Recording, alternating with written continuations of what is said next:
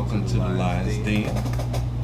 This is your co-host, Martin Sims, and other co-hosts. Marcus Hopkins.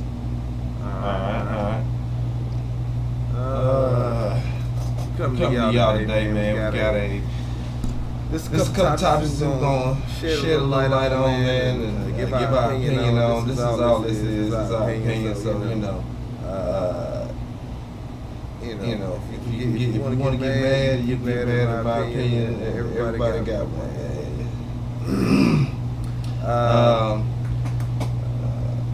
Our topic today is kind of broad. We're going to cover a couple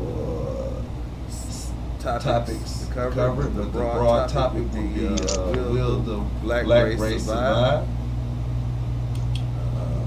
Do you think that we will survive all of the problems, I guess, and drama that's actually going on now in our country and in the world, realistically? It ain't good place. It ain't a good time to be black anywhere. Africa, anywhere, China. Brothers catching hell everywhere, man. There's a lot of stuff going on, travel ban, things like that or whatever. So, just gonna go ahead and get into it. I guess we probably will start with the travel ban that's going on right now. What you think about what Trump got going right now, my man? I mean, really, man, it's just, I mean, it's hard to say that this is what we need because, we need a president. Black people in general need Trump because as abrasive as Trump is, we've never seen that. We've never seen the arrogance of a person who just doesn't care and to become a president. And we know, you should know by now that Trump don't give a damn about a black person. You know what I mean? And especially a nigga. You know what I mean? Like, there's a difference between a black person and a nigga. He kind of care about black people, but he don't give a damn about a nigga. You know what I mean? So, this is talk about an affair kind of talks about all the time, making of a nigga. How long it took they talk about the time slavery actually started, maybe 64 years before they actually give it credit for it. And so they always talk about the $64 million question. It's a 64-year period of American history that is not talked about at all. And it was the process of breaking these great people down that they were taken from Africa and turned them from carpenters and everything to niggas. So we use the nigga, man. This is when I use nigga, I do talk about this is the creation of this society has created niggas. I don't think niggas existed before this society created.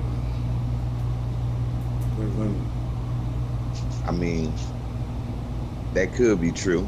It's true to it. I'll say it's true to a degree. You know what I mean? Because their own people were niggas. You didn't have to be black to be a nigga. Like, historically, they have treated their own people the worst. You know what I mean? And it's just recently, this part of slavery is the newest history. They were doing their own people worse than that. So I guess, yeah, if you can call it, a nigga something different, you know what I mean? But historically, man, they have treated their own people the same way they treat black people now. And you just give black people the name of being a nigga. You've treated your own people just as bad. So, anybody can be a nigga. Yes, that is. One thing that I talk about, I have talked about on occasion, because I guess we did this show because we've had like an ongoing conversation, different things on topics. It's very, very rare to find people that are actually even willing to give their opinion on a lot of different topics. So we have had this different conversations ongoing up to this point of us doing this show, and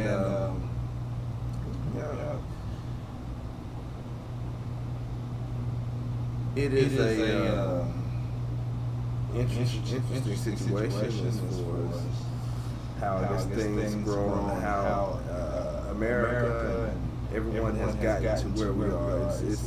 It's funny that most people will look at situations that are plagued in our community, and they will just say, "Oh man, that's messed up," without ever even addressing how things got that way. And we I'll just say this: some people think that if you went into politics, you got into these positions, that you could change the black community. Just that thought lets me know that you know that policies have put us in that position. Policies have put us in a position. If you believe that policies can get us out, you also realistically believe policies have put us in that position. So,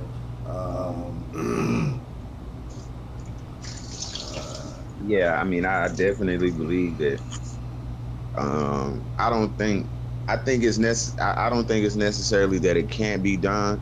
I just think that people don't really realize that you can't look towards people who look like you. You know what I mean? To say, for instance, the lady who was in Baltimore, the district attorney for Baltimore.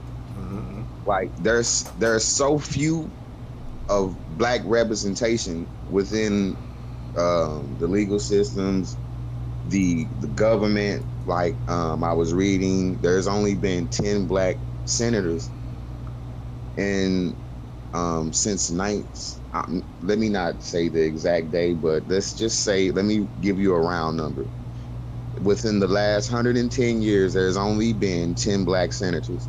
And in the last 2 years, there's been 3, which was the most at any time in American history. Mm-hmm. So when you think about it like that, you have to think that, well, I can't turn to somebody who looks like me to solve the problem of politics. You're going to have to, it's going to be a slow struggle. And first we have to get black people, black children, black kids to understand how important it is to be, lawyers, judges, attorneys, anything that deals with the legal system. We have to be able to understand, look, we're like 100 yards behind in a 100-yard dash. You know what I mean? When it comes to having black people, black representation within government. So no, we won't necessarily, it won't be us that changes this today, but it could be us that changes this, 100 years from now, 50 years from now, as far as politics and, just politics in general.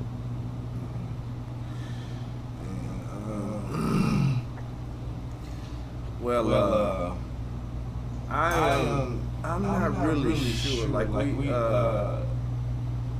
I think that the numbers actually have grown as far as what us being involved in different areas. Like you saying, okay, well, we're looking at 3 senators in the last 10 years, black senators in the last 10 years, something that,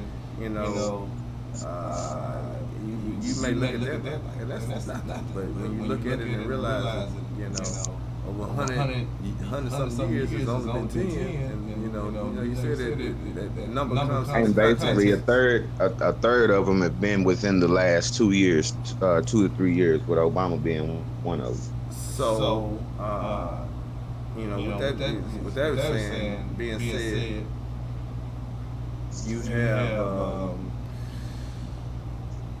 we have more, but I think we have lost the quality. I think we lost the quality in those that truly, just like I said, they're gonna fight like for I guess what is truth. It's so much money in this in the world and in all of these different industries that most people tend to get past or the aggressiveness of what they would be fighting for tends to go away if once they get their piece of the American pie. You know what I'm saying? Everybody, that piece of American pie shut up a lot of people. You know what I'm saying? Right. You get that piece, and then you can kind of forget about your the rest of your family that's jacked up. Kind of make up little things to you in your head, like, well, he don't deserve that anyway. He don't do this and that. You start becoming making up in your head why you deserve to make it and nobody else does. Right. And so I don't know, man. I was watching a little Comedy Hour. Dave Chappelle Comedy Hour came out. It's kind of mighty funny that they try to actually give bad reviews on it. I would like to see how many streams this thing gets, because it's actually. I seen that, and I said to myself,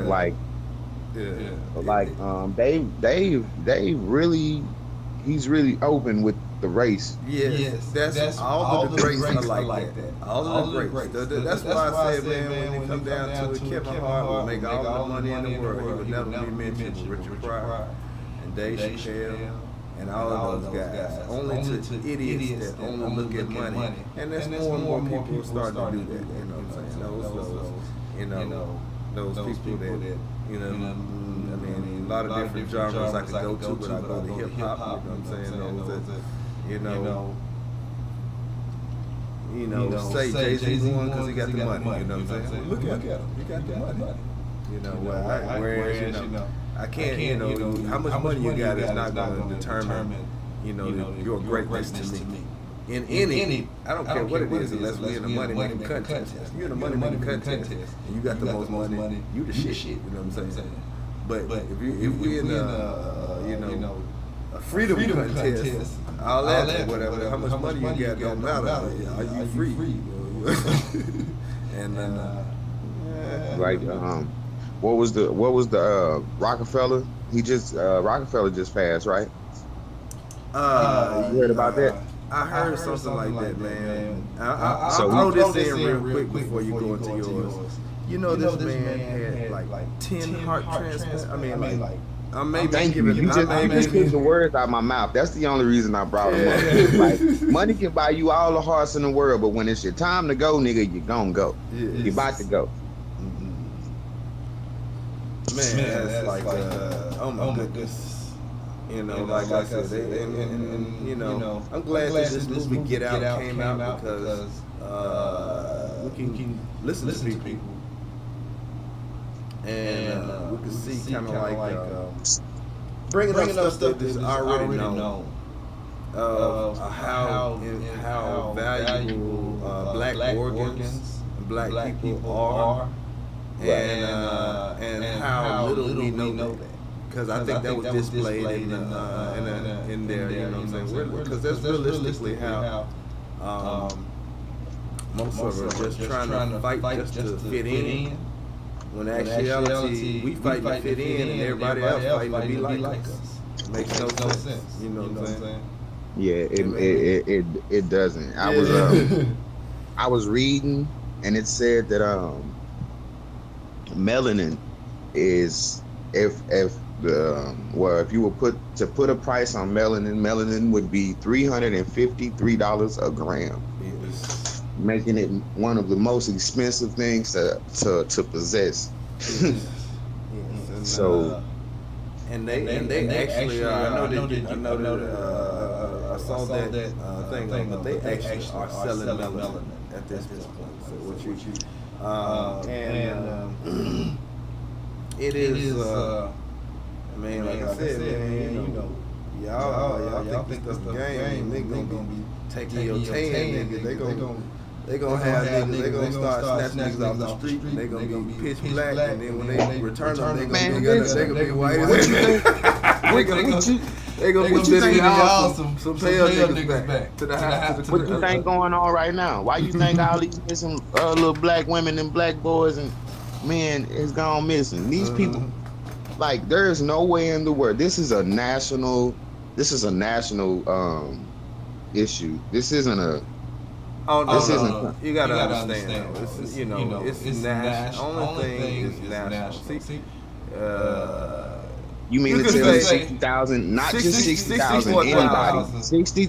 64,000. Just like I always go Dave Chappelle, one of my funny people. You call up and you can say, hey, we have kidnapped 10 black. They will hang up on the payment phone. You keep them niggas, man.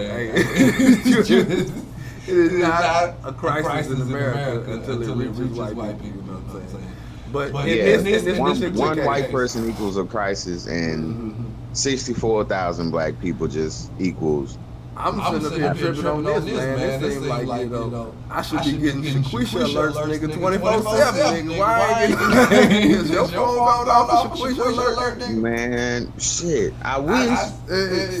It'll make me feel like we important. 64,000 in the last 10 years. And I haven't got not one Shaquisha alert. Not one. You know what I'm saying? This makes me don't understand. I don't know that that sounds racist. Does that sound racist? I know that I asked that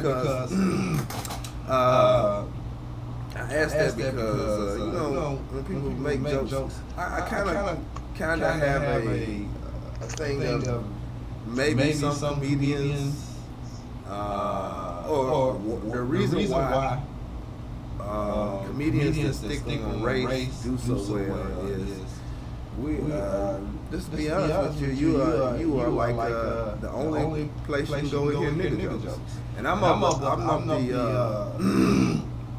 the persuasion that a nigga joke is nothing but a joke using the word nigga. It don't really have anything to do with don't have to have anything to do with actually the punchline. Other than putting a nigga in, you know what I'm saying? I wouldn't say that. Like, well, in my opinion, I feel like the people who talk about race and the people who do it successfully, because not everybody's able to do it and then, you know, make a livelihood or a stand-up successful off of it. All right, but think about it like this. When you said racist, what is a racist? You know what I mean? Anybody could be a racist, and it has nothing to do with how you feel.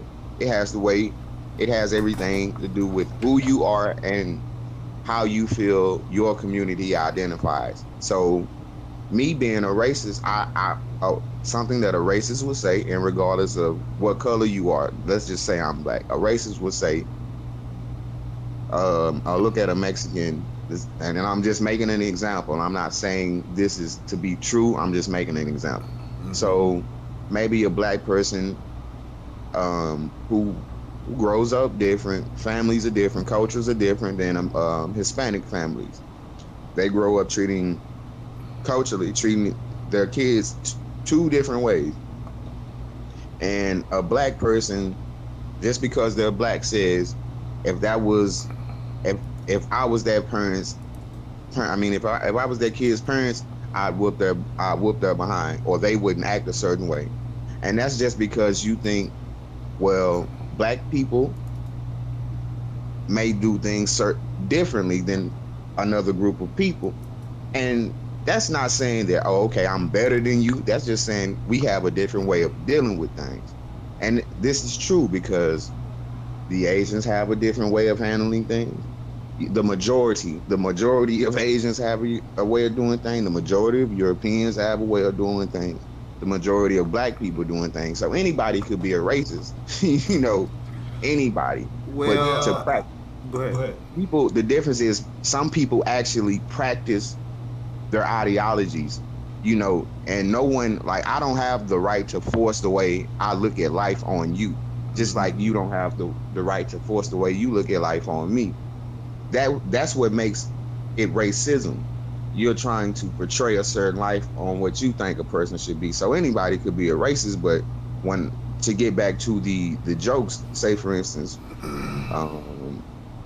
the Lopez dude, George Lopez, when he made the black joke about one of the only things you can't do is bring a black guy home. Mm-hmm. So was that a joke, or is that really how a majority of Mexicans or Hispanic families feel?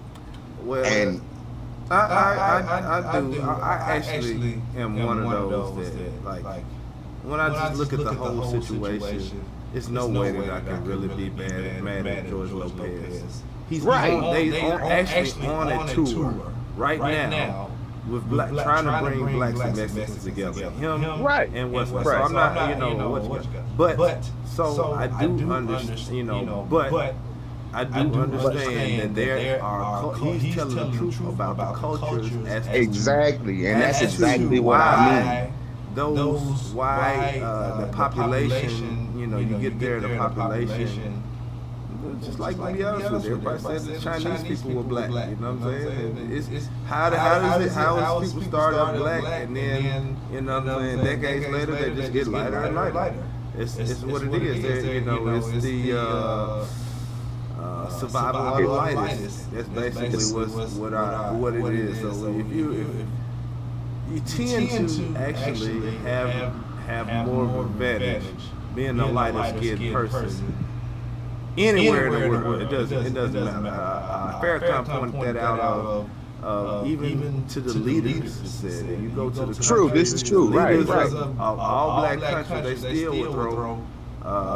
Some like which it doesn't mean anything to me because I am an intellectual person. I believe that your intellect, what you bring to the equation, is more than your different skin tones. Because I think that always existed inside of our. I think those different skin tones always existed inside of our culture. I think the only outlier realistically was the white. I think. Well, let me not even get into that. But I don't think white was natural. I don't think it was naturally attained. I think if you believe in science, you have to believe because it was the white scientists that gave you the color scope. So the color scale, and the color scale tells you that every color that ever existed had to come from one color, and the one color was black. You get every color within the color scope out of black.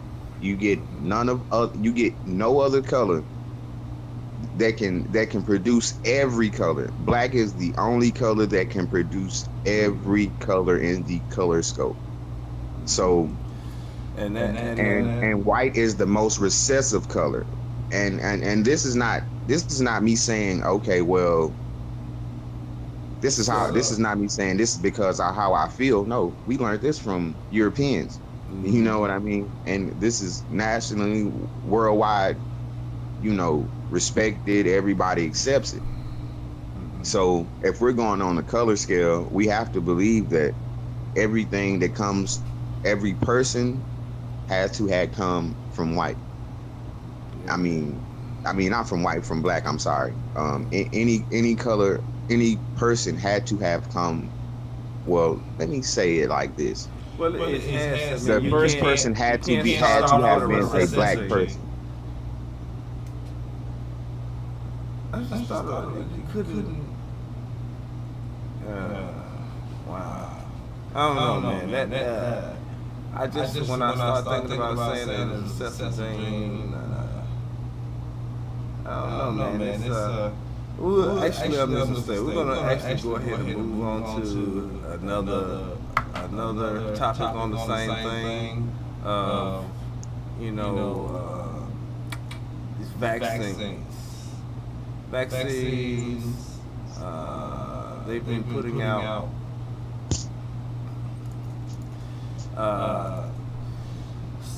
They've been doing vaccines for about. I guess about 50, 60 years, maybe like that, about 50, 60 years, we're putting out vaccines, but realistically, in 1989, Congress and this is a huge problem in Congress. Y'all don't give, these people don't give a flap. You know, they just sign some stuff, depending on what they're going to get from putting their signature or pressing that button. But they passed, which I think is unfair. I don't think anyone deserves the right not to be sued. But they passed in 1989 that you cannot sue a vaccination company for a vaccine. So we started off in 89 with about 5-6 vaccines. And now these kids taking 7 of them before they can open their eyes. You know what I'm saying? They're throwing them at them, and then on top of that, the real reason that it's been proven, but we have other things that they say that in the vaccines that haven't been necessarily been proven, but it has been proven and documented. They're putting, 100 times the amount of mercury that is that your body can sustain, and not even questioning, just about proving that autism is caused. Is a direct result. Is a cause, a direct factor of the mercury in these vaccines that we're like I said, they giving the day you born, you get like a hepatitis vaccine. The day you born? Hepatitis? What I mean, like what is it? I think some of the stuff we get too smart for ourselves, and we're gonna get so smart that we're gonna lose control. We're gonna be like these people and get out. Everybody gonna be in the dark places and watching somebody use our body. Like we getting too smart to. We getting so smart and accepting stuff that hasn't proven anything. Like what? Why do we really trust medicine when consistently the age that people live is going down? Like we trust in medicine, but consistently, and if you believe in the Bible, we started off, living hundreds of years. So what we're doing is going in the wrong direction. I don't care what it is or how you figure it is, whatever we're doing, it's not heading in the right direction. And I think this is with all of these vaccines that we're taking and that we're just throwing on our kids. That's like just to think about it like this. Like when I was a kid, my grandmother couldn't afford the Medicare or the health care or whatever care it was, right? Mm-hmm. Got cut. She had got taken off of government assistance, so she couldn't afford a lot. So what she would do was, for things that wasn't as serious, she would use home remedies. So I'll never forget, one day I had to take a milk and oatmeal bath. I had a bad case of poison ivy. I had to take a milk and oatmeal bath. Mm-hmm. I took this bath. About maybe a day later, I wasn't scratching, didn't notice any, of the signs of poison ivy that people have. Mm-hmm. And this is without going to a doctor. And that made me realize that, people do know a lot about a lot of remedies, home remedies, but because no. Yeah, go ahead, but I got something that I kind of piggyback off of that. I'm sorry. Yeah, I mean, people believe in the home remedies, but it's not a lot of those people around to teach you or to learn from like that. You have to learn that from actually being in a situation and either going to the doctor or trying to figure it out on your own, Googling it, or just going around on the internet trying to find out certain things. But back then it wasn't an internet, mm-hmm. and people had to figure out things that they knew would work. Mm-hmm. How did they find out these things would work? Because we trusted our elders. Like right now, we think our elders don't know anything. We trusted our elders. Right, so when we went to people that were older and they said, "Hey, get you some milk and some oatmeal and take a bath in it," nigga, I ain't finna take that. That's how the younger generation is. Like, I'm finna go get this pill, this shot, nigga. I don't even know what it is. I'm gonna go get this right here. Right. And you finna put it in your body just because somebody told you that, look, if you can come here and get this and it'll cure everything that ails you. Mm-hmm. But what they don't tell you is what you're finna put in your body might give you 17 to 20 different side effects. Mm-hmm. Yeah, they are. This is what I was saying. That one thing I want to like, we have. The blueprint is there. Like, you know, the information is there. It's not like it's difficult. Who has the longest lifespan on this planet right now? Who is it? What group of people has the longest lifespan? It's the daggone Chinese. Right. They still go. You know what I'm saying? They ain't got a whole bunch of. You know, I'm sure they do have Walgreens and stuff over there now, but they still. You know, we put Walgreens up there. We let Walgreens shut down, you know what I'm saying? You know, our herbal people. That's what we did. We let Walgreens come in and say, y'all can't be, what? You selling snake oil. You know what I'm saying? You know, you get scared. You over there selling snake oil. Right. It's natural stuff over here.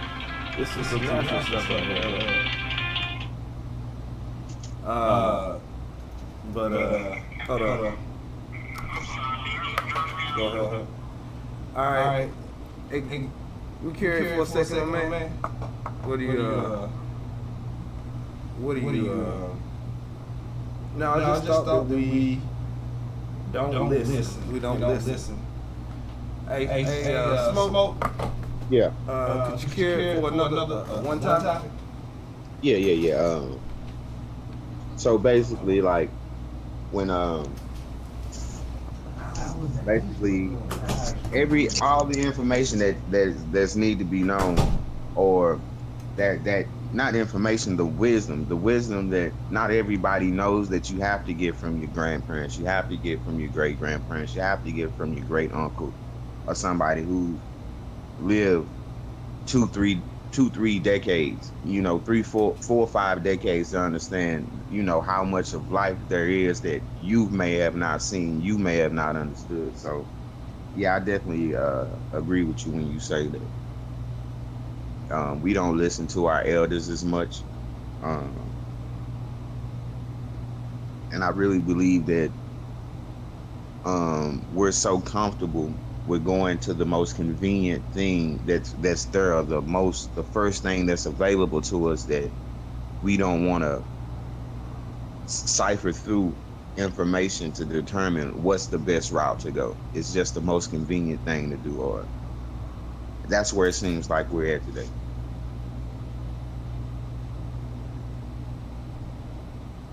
Yeah.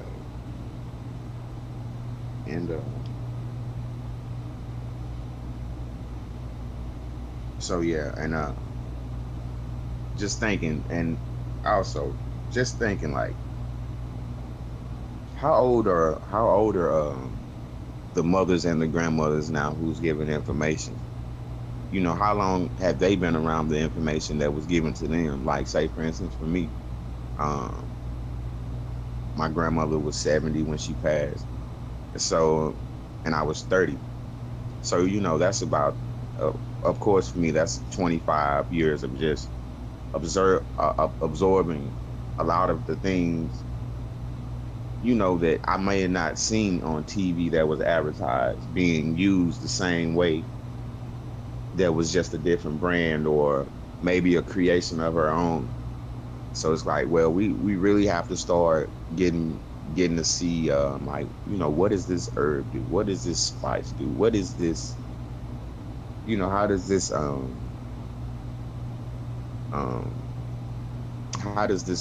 detox my body? You know, things like that. So I think when we get back to the wisdom of what helps us grow, we'll be a better community, you know, a better and stronger unified community when we just get back straight to the wisdom.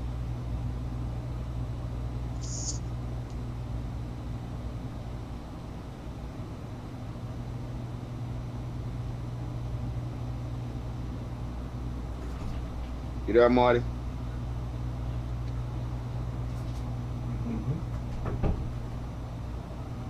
And on another note, what do you think about this going on with the all the appointees for Trump?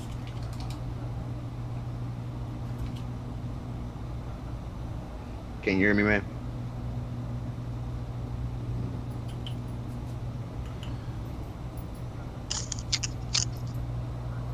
Okay, so let me hip y'all to some things real quick.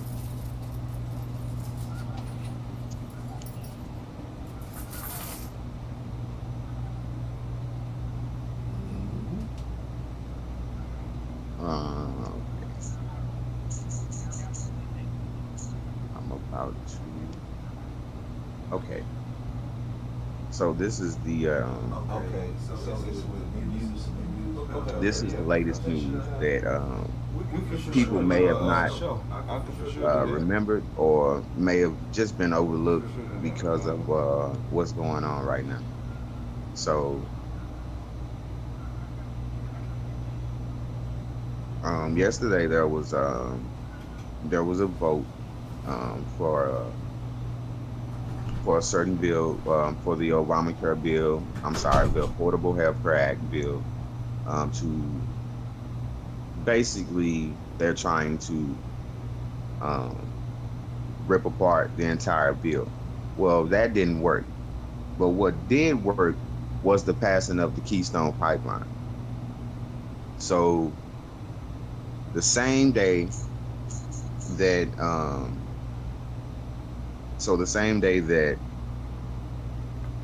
his plans to foil the Affordable Health Care Act didn't go through, the approval for the Keystone Pipeline project did go through. So this is something people should actually, be concerned about, because this we have to understand who's in control of these pipelines. For one, these pipelines are going to go from the United States, from Canada, possibly to Venezuela, all the way to Venezuela. And who will own the refineries for this oil from end to end? Just take a wild guess. Did you guess? Yeah. If you guess the Koch brothers, you're definitely right. You're 100% right. So the Koch brothers own both refineries in Canada from Venezuela. So basically, Trump he really didn't care that the Affordable Health Care Act didn't necessarily get repealed, but he's definitely glad about the TransCanada's application. So you have the Dakota Access Pipeline, you have the Keystone Pipeline, and Keystone XL expansion.